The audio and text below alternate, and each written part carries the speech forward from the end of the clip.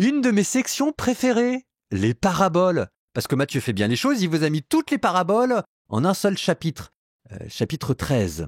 Alors ça va commencer par la grande parabole, un semeur étant sorti semeur, qu'ensuite on va expliquer, et ensuite une collection d'autres paraboles. Bonne écoute.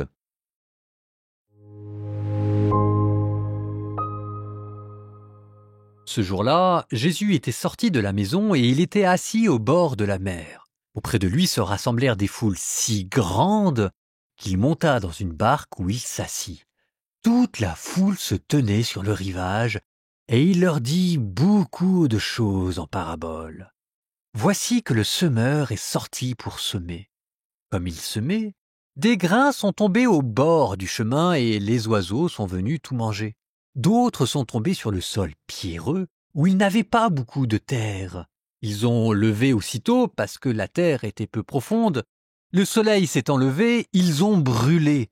Et faute de racines, ils ont séché. D'autres sont tombés dans les ronces. Les ronces ont poussé et les ont étouffés.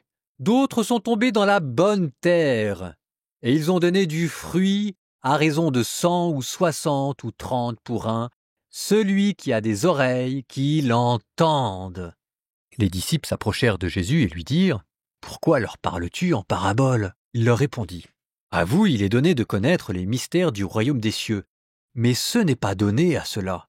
À celui qui a, on donnera et il sera dans l'abondance.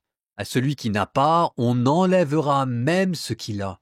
Si je leur parle en parabole, c'est parce qu'ils regardent sans regarder et qu'ils écoutent sans écouter ni comprendre, de sorte que s'accomplit pour eux la prophétie d'Isaïe. Vous aurez beau écouter, vous ne comprendrez pas. Vous aurez beau regarder, vous ne verrez pas. Car le cœur de ce peuple s'est alourdi, ils sont devenus durs d'oreilles, ils se sont bouchés les yeux, de peur qu'avec leurs yeux ils ne voient, qu'avec leurs oreilles ils n'entendent, que leur cœur ne comprenne, qu'ils se convertissent, et moi, je les aurai guéris.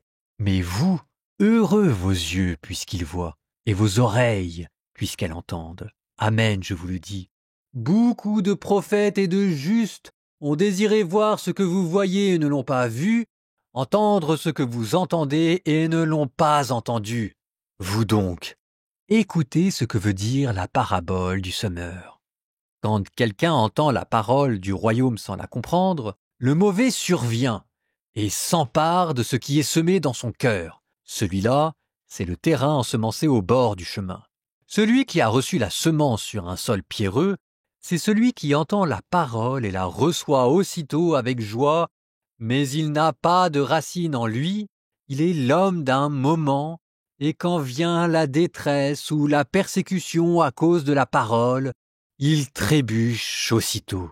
Celui qui a reçu la semence dans les ronces, c'est celui qui entend la parole, mais le souci du monde et la séduction de la richesse étouffent la parole qui ne donne pas de fruits. Celui qui a reçu la semence dans la bonne terre, c'est celui qui entend la parole et la comprend, et il porte du fruit, à raison de 100 ou 60 ou 30 pour un. Il leur proposa une autre parabole. Le royaume des cieux est comparable à un homme qui a semé du bon grain dans son champ. Or, pendant que les gens dormaient, son ennemi survint, il sema de l'ivraie au milieu du blé et s'en alla. Quand la tige poussa et produisit l'épi, alors l'ivraie apparut aussi. Les serviteurs du maître vinrent lui dire « Seigneur, n'est-ce pas du bon grain que tu as semé dans ton champ? D'où vient donc qu'il y ait de l'ivraie ?» Il leur dit « C'est un ennemi qui a fait cela. » Les serviteurs lui dirent « Veux-tu donc que nous allions l'enlever ?» Il répond « Non, de peur qu'en enlevant l'ivraie, vous n'arrachiez le blé en même temps. Laissez-les pousser ensemble jusqu'à la moisson. Et au temps de la moisson, je dirai au moissonneur, enlevez d'abord l'ivraie, liez-la en botte pour la brûler. Quant au blé, ramassez-le pour le rentrer dans mon grenier. » Il leur proposa une autre parabole.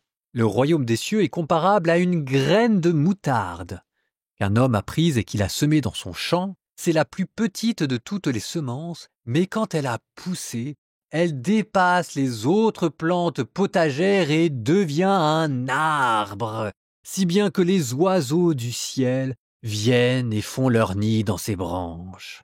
Il leur dit une autre parabole. Le royaume des cieux est comparable au levain qu'une femme a pris et qu'elle a enfoui dans 3 mesures de farine jusqu'à ce que toute la pâte est levée. Tout cela, Jésus le dit aux foules en parabole, et il ne leur disait rien sans parabole. Accomplissant ainsi la parole du prophète, « J'ouvrirai la bouche pour des paraboles, je publierai ce qui fut caché depuis la fondation du monde. » Alors, laissant la foule, il vint à la maison. Ses disciples s'approchèrent et lui dirent « Explique-nous clairement la parabole de l'ivraie dans le champ. » Il leur répondit « Celui qui sème le bon grain, c'est le Fils de l'homme. Le champ, c'est le monde. Le bon grain, ce sont les fils du royaume. L'ivraie, les fils du mauvais. L'ennemi qui l'a semé, c'est le diable. La moisson, c'est la fin du monde. Et les moissonneurs, ce sont les anges. De même qu'on enlève l'ivraie pour la jeter au feu, ainsi en sera-t-il à la fin du monde. Le Fils de l'homme enverra ses anges, et ils enlèveront de son royaume toutes les causes de chute et ceux qui font le mal. Ils les jetteront dans la fournaise. Et là, il y aura des pleurs et des grincements de dents. Alors les justes resplendiront comme le soleil dans le royaume de leur Père. Celui qui a des oreilles, qu'il entende. Le royaume des cieux est comparable à un trésor caché dans un champ. L'homme qui l'a découvert le cache de nouveau. Dans sa joie, il va vendre tout ce qu'il possède et il achète ce champ. Ou encore, le royaume des cieux est comparable à un négociant qui recherche des perles fines. Ayant trouvé une perle de grande valeur, il va vendre tout ce qu'il possède et il achète la perle. Le royaume des cieux est encore comparable à un filet que l'on jette dans la mer et qui ramène toutes sortes de poissons. Quand il est plein, on le tire sur le rivage, on s'assied, on ramasse dans des paniers ce qui est bon et on rejette ce qui ne vaut rien. Ainsi en sera-t-il à la fin du monde. Les anges sortiront pour séparer les méchants du milieu des justes et ils les jetteront dans la fournaise. Là, il y aura des pleurs et des grincements de dents. Avez-vous compris tout cela ? Ils lui répondirent « Oui ». Jésus ajouta « C'est pourquoi tout scribe devenu disciple du royaume des cieux est comparable à un maître de maison qui tire de son trésor du neuf et de l'ancien. » Lorsque Jésus eut terminé ses paraboles, il s'éloigna de là. Il se rendit dans son lieu d'origine et il enseignait les gens dans leur synagogue de telle manière qu'ils étaient frappés d'étonnement et disaient « D'où lui viennent cette sagesse et ces miracles ? N'est-ce pas là le fils du charpentier ? Sa mère ne s'appelle-t-elle pas Marie et ses frères Jacques, Joseph, Simon et Jude ? Et ses sœurs ne sont-elles pas toutes chez nous ? Alors, d'où lui vient tout cela ? » Et ils étaient profondément choqués à son sujet. Et Jésus leur dit « Un prophète n'est méprisé que dans son pays et dans sa propre maison. » Et il ne fit pas beaucoup de miracles à cet endroit-là à cause de leur manque de foi.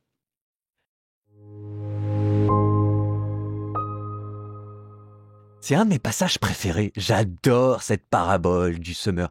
On croit la connaître, on croit la comprendre et on se trompe. Vous savez, quand vous croyez comprendre une parabole, c'est jamais très bon signe. D'ailleurs, regardez, pour vous dire qu'il y a plus derrière cette parabole. Jésus commence par vous la donner, et ensuite, il commence à expliquer pourquoi est-ce que personne ne la comprend, sauf les disciples qui croient la comprendre, mais en fait qui la comprennent si peu que Jésus ensuite est obligé de leur expliquer. Et d'ailleurs, l'explication que Jésus en donne n'est pas forcément l'explication la plus naturelle. Et ensuite, pour remettre une couche, vous avez cette collection de nouvelles paraboles qui toutes viennent éclairer certains passages que la première parabole laissait obscurs. Alors, reprenons déjà cette parabole qui est incompréhensible. Évidemment, si jamais vous allez à la messe, vous l'avez peut-être déjà entendu expliquer 10 fois. Mais moi, au caté, quand les enfants l'écoutent pour la première fois, je n'en ai jamais trouvé un seul qui était capable de la comprendre. Alors, vous pouvez même regarder la manière dont vous la comprenez. Par exemple, la manière la plus naturelle de la comprendre, c'est de dire que ça parle de nous, de notre cœur. Est-ce que nous sommes capables d'entendre la parole ou pas capables de l'entendre ? Mais là, vous voyez, c'est un premier niveau. Parce qu'en fait, c'est vous que vous êtes en train de mettre au cœur de la parabole. Vous et encore vous. Enfin, apprenez à vous décentrer un petit peu. Donc il y a un deuxième niveau, qui d'ailleurs n'est pas dit, mais qui cette fois-ci centre la parabole sur la figure du semeur. Parce que qui est le semeur ?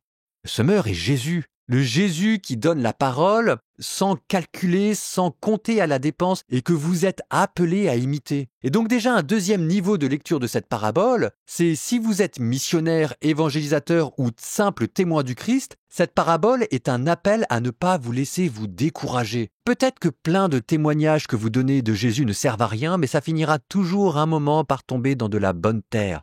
Ce que cette parabole veut dire, c'est « courage les petits gars ». Et il y a encore un autre niveau de lecture, qui cette fois-ci centre la parabole non pas sur vous, non pas sur la terre, non pas sur le semeur, mais sur le grain de blé qui tombe en terre. Et là, cette fois-ci, vous passez de l'évangile selon saint Matthieu à l'évangile selon saint Jean. Le grain de blé qui tombe en terre porte beaucoup de fruits. Et ce qu'il y a au cœur de cette parabole, c'est le don de soi. Vous voulez que la parole de Dieu donne du fruit? Eh bien derrière, il faut donner sa vie. C'est ça, la véritable parole de Dieu. C'est que cette parole de Dieu est comparable à un grain de blé qui meurt. Pour les anciens, les grains de blé mouraient pour donner naissance à une vie nouvelle. Et donc là, vous voyez comment est-ce qu'au fur et à mesure, on est en train, poupée gigogne après poupée gigogne, de traverser différentes strates exégétiques et de compréhension de ce texte. Puis après, vous avez toutes les autres séries des paraboles. Mais si jamais vous regardez bien, Livrée, la parabole de Livrée vient en fait expliquer d'où vient le mal. Et qu'est-ce qu'il faut faire en présence du mal? Si vous regardez par exemple la parabole cette fois-ci de la petite graine de moutarde qui devient un immense arbre, eh bien cette fois-ci vous êtes en train de mettre le focus sur comment le grain de blé qui a été semé porte du fruit. Si maintenant vous regardez la parabole de la personne qui a un trésor caché dans son champ, mais cette fois-ci, il est encore question de vous, c'est-à-dire une fois que le grain de blé a poussé, qu'est-ce qu'il faut faire?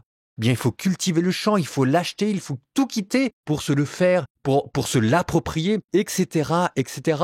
C'est vraiment la parabole du semeur, c'est la mère des paraboles. Et c'est même une parabole sur les paraboles. Les paraboles, c'est Jésus qui parle du royaume des cieux dans des courtes histoires imagées et que personne ne comprend. Mais comment ça se fait que personne ne comprenne cette parabole? Eh bien, c'est encore ce que vous explique la parabole du semeur. Ce qui explique pourquoi est-ce que Jésus prend du temps à l'expliquer. Il commence par expliquer pourquoi les gens ne le comprennent pas, et c'est la dureté de cœur. Ensuite, il explique comment est-ce que les disciples doivent le comprendre, et ensuite, il vous donne des pistes pour approfondir. Donc vraiment, cette parabole, méditez-la, faites-la vôtre, c'est la grande parabole. Nous terminons par une prière. Au nom du Père et du Fils et du Saint-Esprit. Amen. Seigneur, fais de moi une terre fertile. Seigneur, donne-moi à donner ma vie comme un grain de blé. Seigneur, enlève les épines. Protège-moi des pierres. Garde-moi des moineaux et que je porte du fruit pour la vie éternelle. Et vous, que Dieu qui est tout-puissant vous bénisse, le Père, le Fils et le Saint-Esprit.